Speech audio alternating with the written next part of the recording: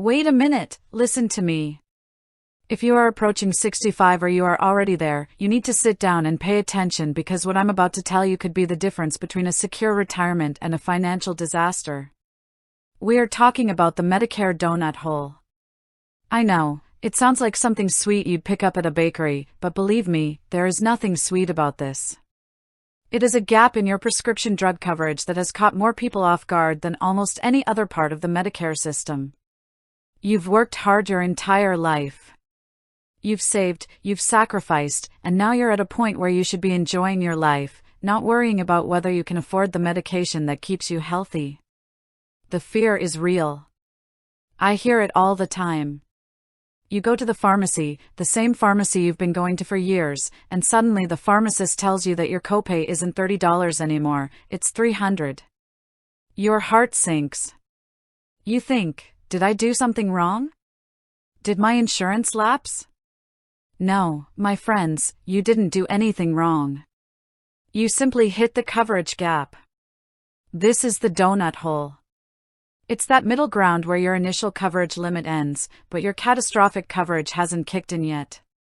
For years, this was a giant black hole that swallowed people's savings whole. And even though the laws have changed to try and close this gap, the donut hole still exists in the way you experience your out-of-pocket costs. You have to understand how the phases work, because if you don't understand the rules of the game, you are going to lose. First, you have your deductible. You pay 100% until you hit that mark. Then you enter the initial coverage phase where you pay a small copay and your plan pays the rest. But then, and this is the but that gets everyone, once the total cost of your drugs, what you paid and what the insurance company paid combined, reaches a certain limit, you are pushed into the donut hole. In 2026, the rules have shifted because of the Inflation Reduction Act, but the transition into high-cost territory is still a shock to the system. You are suddenly responsible for a larger percentage of the costs. The question I get most often is, Susie, how do I get out of it? Here is the honest truth, the best way to get out of the donut hole is to never fall into it in the first place, or to move through it as quickly as possible into what we call catastrophic coverage. In the past, you had to spend thousands of your own money to get to the other side.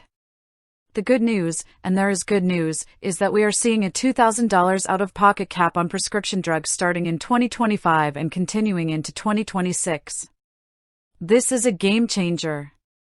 It means the donut hole is effectively being bridged. But you still have to manage your cash flow until you hit that cap.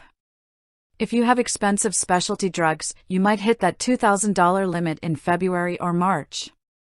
Do you have the cash sitting in a high-yield savings account to cover that $2,000 jump right at the start of the year? If you don't, you are going to find yourself in a world of hurt. I want you to take action right now. Don't wait until you're standing at the pharmacy counter feeling embarrassed and afraid. First, go to Medicare.gov and use the Plan Finder tool. Every single year during open enrollment, you must reevaluate your Part D plan. Just because your plan was the best last year doesn't mean it's the best this year. Insurance companies change their formularies, that's just a fancy word for the list of drugs they cover, all the time. Second, ask your doctor about generics.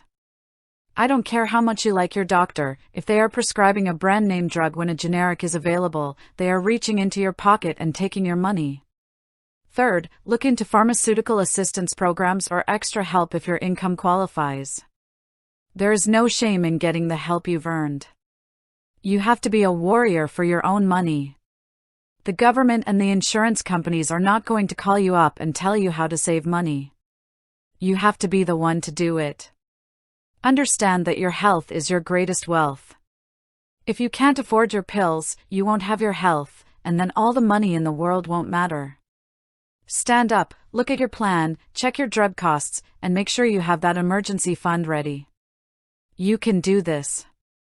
You are strong, you are smart, and you deserve a retirement where you are in control.